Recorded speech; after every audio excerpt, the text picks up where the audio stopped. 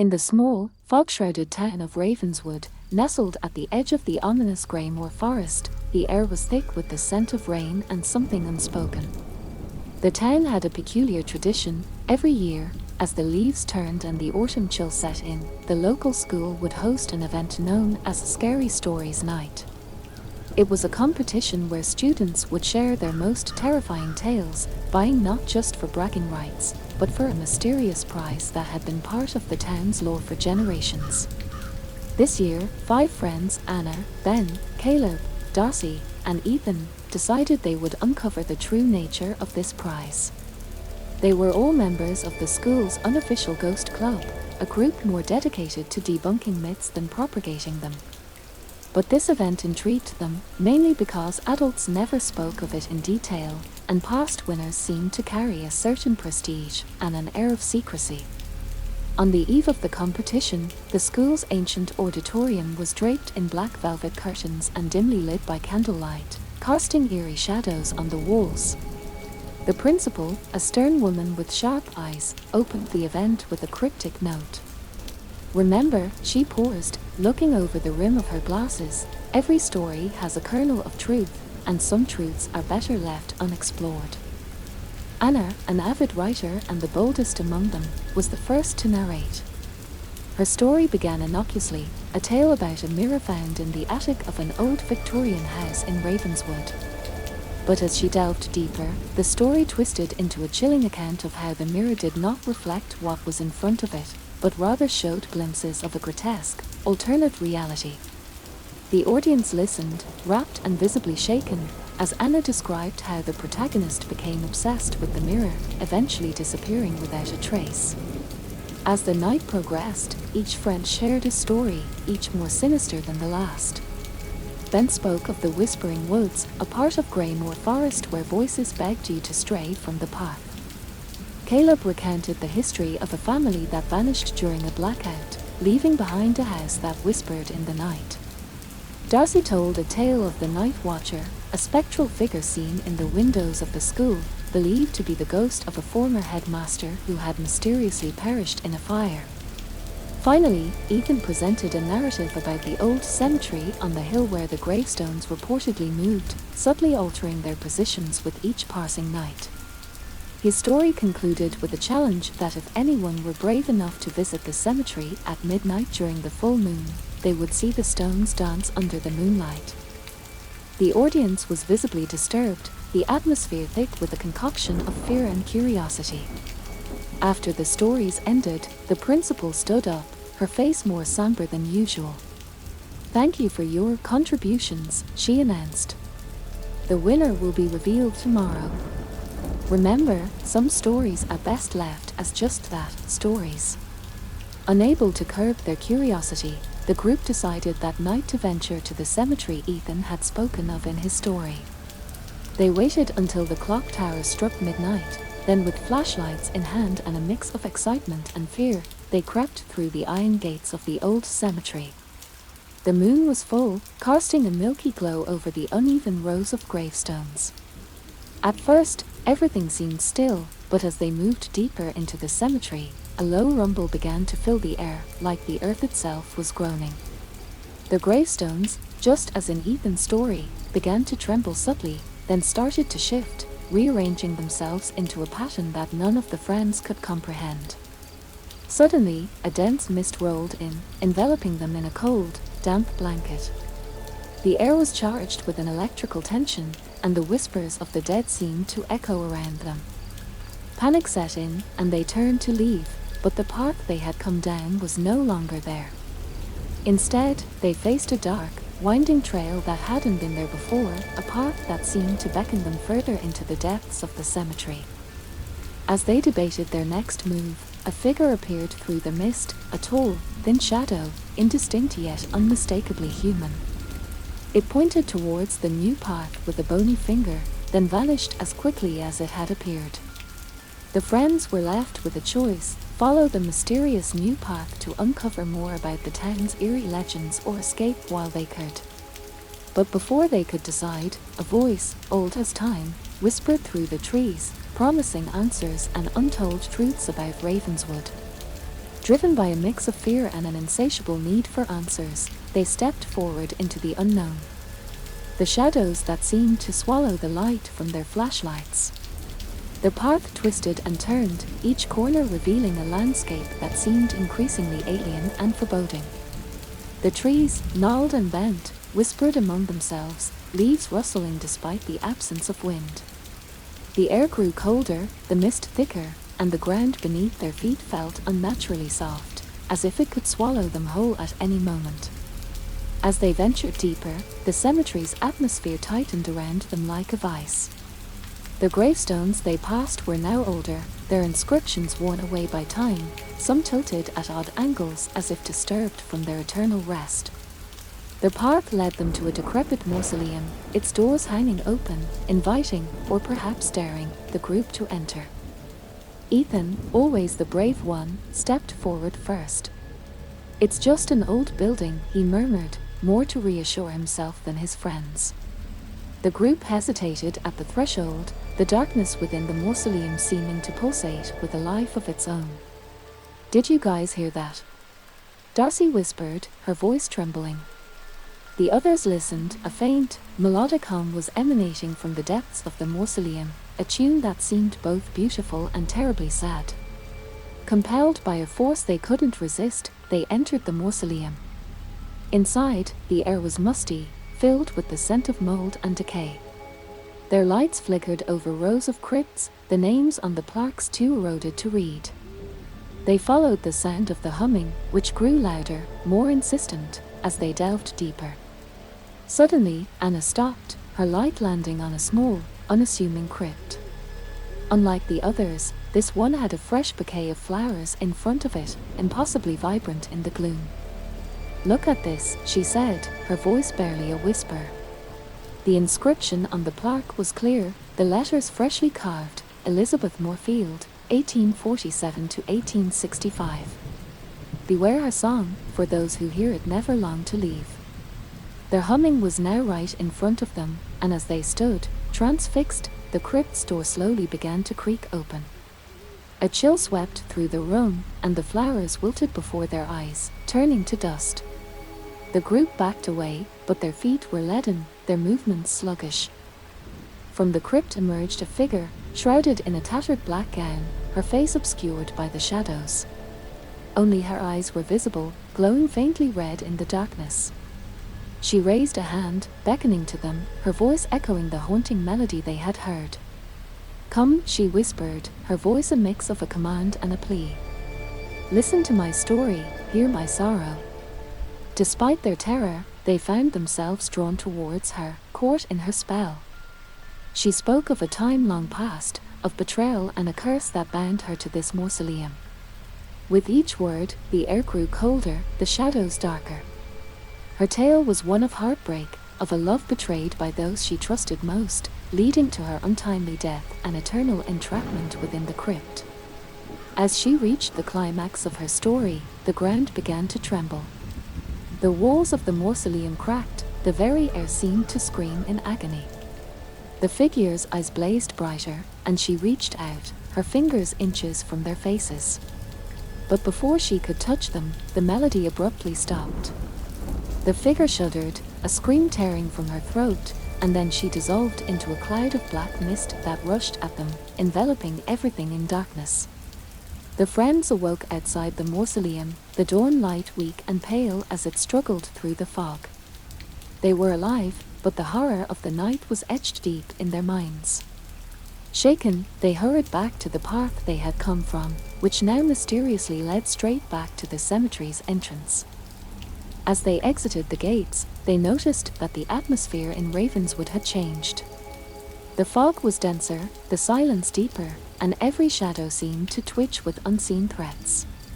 The town itself seemed to be waiting, holding its breath for something terrible yet to come. Unbeknownst to them, their venture into the mausoleum had set something free, something that had been bound for centuries.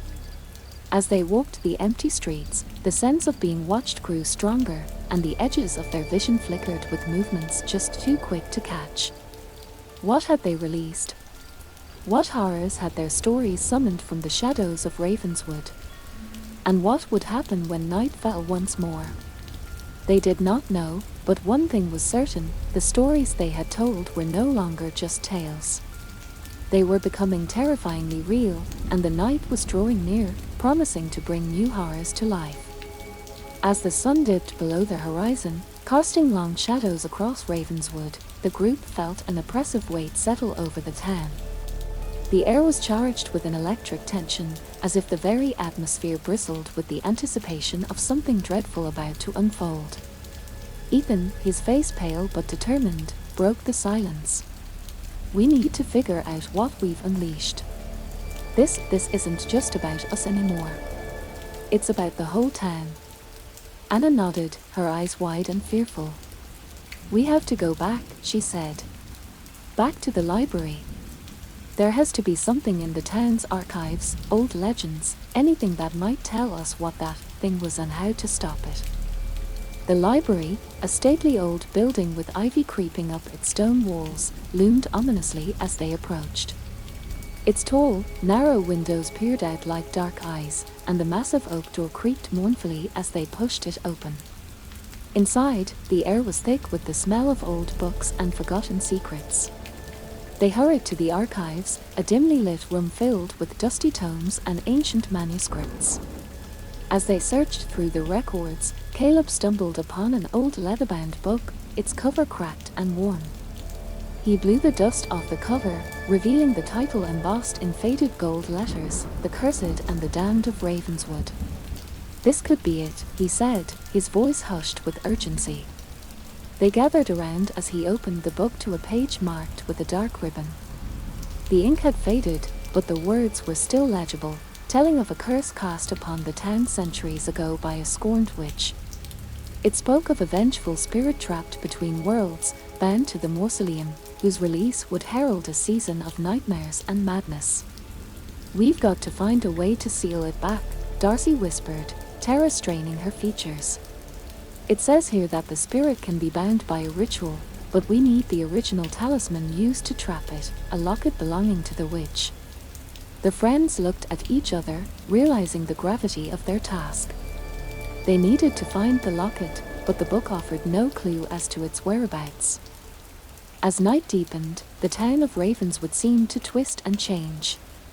The streets narrowed and elongated, the shadows deepened into impenetrable darkness, and the air was filled with the soft, insidious whispers of the unseen. Every step they took was fraught with the sensation of being followed, of eyes watching from every shadow. Undeterred, they made their way to the town hall, an ancient building rumored to contain relics of Ravenswood's past. Inside, they found a display case containing artifacts from the town's early days, including a small, tarnished locket. "That must be it," Anna said, pointing to the locket with a shaking hand. As they reached for it, the air around them grew cold, and a shadow swept across the room. The building groaned as if in pain, and the lights flickered wildly. Snatching the locket, they ran from the town hall, the sound of their footsteps echoing in the empty streets. They needed to return to the mausoleum, to perform the ritual and bind the spirit once more. The path back to the cemetery was fraught with peril. The landscape of Ravenswood had become a labyrinthine maze, with familiar landmarks twisted into grotesque parodies of themselves. The trees leaned in close, their branches gnarled like the fingers of a witch, scratching at the sky.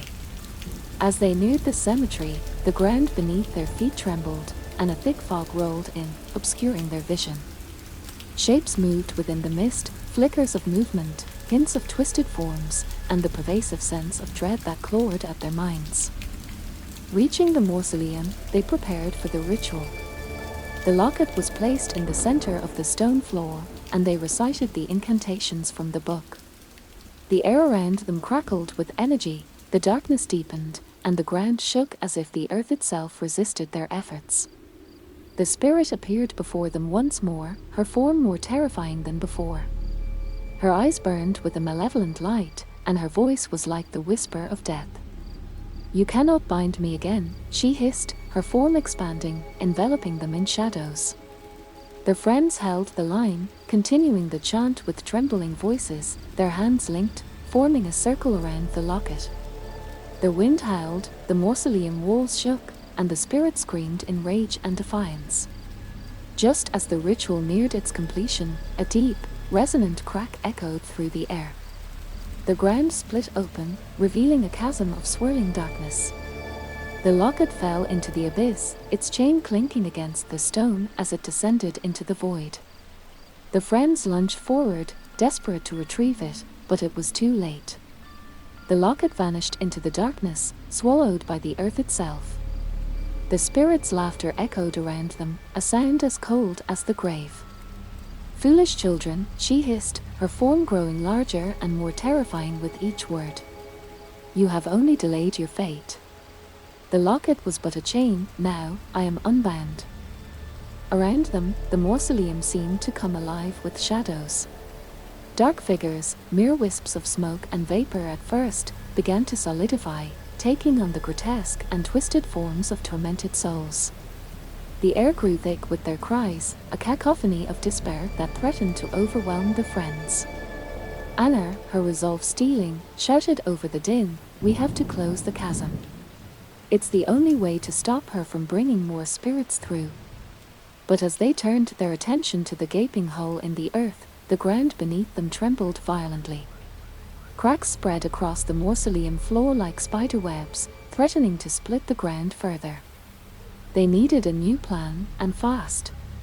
Caleb, his eyes scanning the dark, chaotic scene, spotted a series of ancient runes etched into the walls of the mausoleum. "Look. Maybe we can use these," he yelled, pointing. The runes pulsed with a faint, eerie light, seemingly responsive to the presence of the spirit. With no time to lose, they began to recite the symbols aloud, their voices a united force against the howling wind and screams. The runes glowed brighter with each utterance, casting a pale, protective light around them. The chasm's edges began to glow similarly, as if the light were attempting to stitch the earth back together. The spirit wailed, her form flickering as the light seemed to burn her. "You cannot contain me forever," she screeched, her voice echoing off the stone walls, filling the night with dread. "Ravenswood will be mine." As the friends continued their recitation, the ground beneath the spirit started to solidify, the chasm narrowing slowly. However, the task was draining their energy rapidly, their voices grew hoarse, their limbs heavy as lead. Outside the mausoleum, the town of Ravenswood was transforming. The streets, once quiet and deserted, were now filled with the ghostly figures of the past, each drawn to the site of the disturbance. Houses creaked and groaned as though in pain, windows shattered without impact, and the darkness seemed to consume every source of light. Darcy, her voice trembling but determined, continued to lead the chant. "We can do this," she urged, gripping her friend's hands tightly. "We must seal it now." The spirit's screams became more desperate, more enraged. With a deafening roar, she surged forward, a wave of dark energy emanating from her. The runes on the mausoleum walls flared up, a brilliant blue light that met her charge and held firm. The battle of wills intensified, the air crackling with energy. The friends felt the strain in every fiber of their being, their minds clouded with fear and exhaustion. But they did not relent. With one final, collective shout, they completed the chant, the last rune igniting like a star in the night sky. The ground shuddered one last time, and the chasm clamped shut with a resounding boom, the earth sealing itself as if it had never been parted. The spirit, caught in the blinding light of the runes, gave one last, piercing scream before dissipating into the ether, her presence extinguishing like smoke in the wind. Exhausted, the friends collapsed, their breaths heavy in the silent darkness of the mausoleum. The shadows retreated, the ghostly figures outside dissolving into the night, leaving Ravenswood eerily quiet, as though holding its breath. But the peace was tenuous. As they gathered themselves, their hearts still pounding in their chests, they knew the battle was not over. The spirit had promised that Ravenswood would be hers, and such entities did not surrender their desires lightly. They left the mausoleum, the weight of their ordeal heavy on their shoulders. The town looked different now, shadows lurking deeper, an unspoken threat hanging in the air. Ravenswood had secrets, layers of history intertwined with the supernatural, each waiting for the right moment to unravel. As they walked through the quiet streets, the first light of dawn casting long, somber shadows, they realized the truth: they had not ended the curse. They had only awakened it. Now they must prepare, for the darkness was far from finished with Ravenswood, and the night would soon come again, bringing new terrors as they returned to their homes. The strain of the night's events etched deep in their expressions. The group was silent, each lost in their own thoughts about the grim reality they now faced. Ravenswood, with its quiet charm and dark secrets, was now a battleground of supernatural forces, and they were unwittingly at the center of it. In the days that followed, the town seemed to hold its breath. An unsettling calm pervaded the streets, the wind whispering through the trees as if carrying secrets too dark to tell. But the group knew better than to trust the quiet. They spent their days researching, delving into every book and manuscript they could find that might hold the key to permanently sealing the spirit away. One evening, as a storm gathered on the horizon, painting the sky with shades of grey and violet, Caleb came across an ancient tome in the attic of his old family home. It was hidden beneath floorboards that creaked with age, covered in a thick layer of dust. The book, bound in leather that was cracked and faded, was titled Rituals of the Old World. Inside, he found mention of a ritual called the Binding of Shadows, which required a rare alignment of the planets and an eclipse to perform, a celestial event that, coincidentally, was forecast to occur the following night. The ritual promised to bind the spirit within the boundaries of its own darkness, trapping it in a realm from which it could not escape. With a new sense of urgency, they gathered supplies, candles made from black wax, chalk for drawing ancient symbols, and an assortment of herbs and salts described in the tome. They would perform the ritual in the heart of the forest, where the spirit's energy was strongest, at the stroke of midnight when the eclipse would cloak the world in darkness. The night of the ritual arrived with the storm in full fury. Thunder rolled across the heavens, and lightning split the sky, illuminating the path to the forest in brief, stark flashes. The trees swayed violently in the wind, their branches groaning under the assault. The very air seemed charged with a primal energy, as if the earth itself anticipated the confrontation. Arriving at a clearing in the forest, they began to prepare. Anna carefully drew the symbols from the tome in a large circle around them, her hands steady despite the chaos of the storm. Darcy and Ethan arranged the candles and herbs at points within the circle, while Ben and Caleb recited incantations to sanctify the ground. As midnight approached, they took their places within the circle, joining hands to form a human chain, their faces set in grim determination. The wind howled around them, and the rain beat down relentlessly, but their voices rose strong and clear, chanting the words of the ritual. The moment the eclipse began, a profound darkness enveloped the world, deeper than any night. It was in this darkness that the spirit appeared, her form more terrifying than ever, a maelstrom of shadow and malevolence. "You cannot bind me," she screamed, her voice a tempest that clashed with the storm. "I am eternal. I am darkness itself." But the friends did not falter. They continued the chant, their voices intertwining with the power of the old magic. The candles flared with a supernatural light, and the symbols began to glow, a vivid blue that pierced the darkness. The spirit lunged at the circle, her form crashing against the barrier of light like waves against a cliff. Again and again, she attacked, each assault more desperate than the last, but the barrier held, strengthened by their unity and the ancient magic.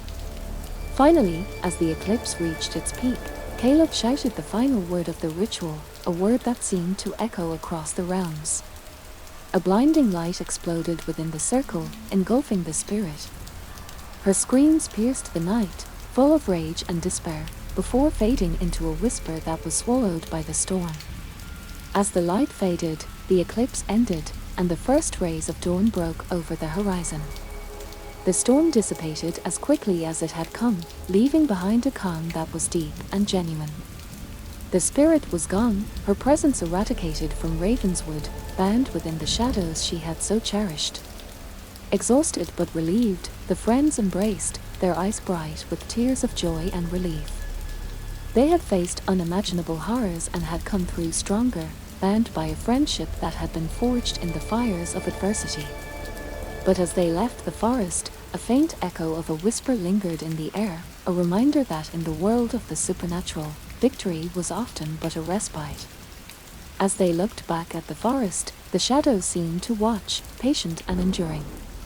The lingering whisper in the air was like a chilling caress, a spectral reminder of the night's events. As they made their way back to the town, the early morning light did little to dispel the deep-seated feeling of unease that clung to them like a second skin. Ravenswood, though now seemingly serene, had forever changed in their eyes. In the days that followed, the town slowly returned to its usual rhythm. Shops reopened, people went about their daily routines, and children's laughter once again filled the playgrounds. But for Anna, Ben, Caleb, Darcy, and Ethan, the town held a new sense of depth, a hidden layer of reality that most would never notice. They met often, not just as friends but as guardians of sorts, discussing what they had endured and what might still lie hidden within the shadows of Ravenswood. They knew the spirit was bound, not destroyed. The peace they had achieved was fragile, a temporary barrier against a timeless malice. One afternoon, while walking through the town square, they noticed a new statue had been erected overnight, a tribute, the plaque read, to their protectors of Ravenswood. The figures were hooded, their faces obscured, but the resemblance to the five friends was unmistakable. How this came to be, no one knew, and the townspeople spoke of it only in hushed, reverent tones. This silent acknowledgement of their battle became a source of pride but also a constant reminder of their responsibilities. They had touched the supernatural, altered the fabric of their reality, and now they lived with the knowledge that the barrier they had put up could one day fall. Years passed, and the events of that stormy night became a part of local lore. Their five friends grew up, their paths occasionally diverging but always reconnecting in Ravenswood. They each pursued careers that kept them tied to the mystical and the unexplained, becoming experts in fields that allowed them to guard against other supernatural threats. But every year, on the anniversary of the spirit's binding, they returned to the clearing in the forest. They would sit in the circle, now overgrown with grass and wildflowers, and watch the stars. It was their ritual, their way of remembering and reaffirming their vow to protect the town. On one such night, decades later, as they gathered in the clearing, a gentle breeze stirred the leaves around them. The air was crisp, the sky clear, and the stars unusually bright. They spoke little, each lost in their own memories of the night that had changed their lives. As midnight approached, the air grew chill, and the forest seemed to hold its breath. The atmosphere thickened, charged with an electric anticipation. They looked at each other, a silent communication passing between them, a shared readiness for whatever might come. Suddenly, the center of the circle began to glow, a soft, blue light emanating from the ground.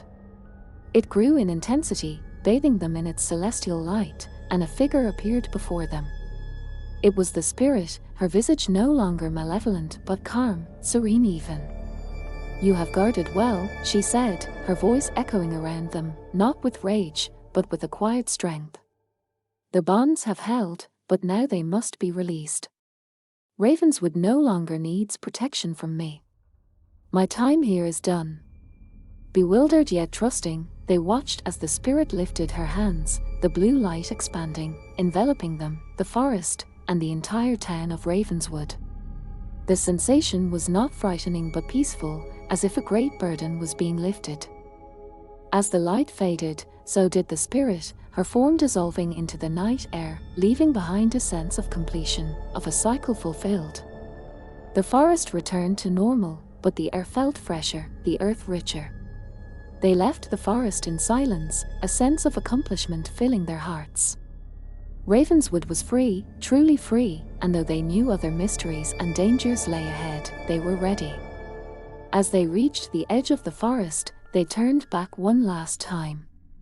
A soft whisper of wind caressed their faces, a whispered thank you from a town forever changed. Ravenswood would remember them, not as the children who had stumbled upon a dark secret, but as the protectors who had embraced their destiny. And somewhere, in the whisper of the leaves, the story of their bravery would continue to be told, a haunting yet inspiring tale of courage, friendship, and the eternal battle between light and darkness.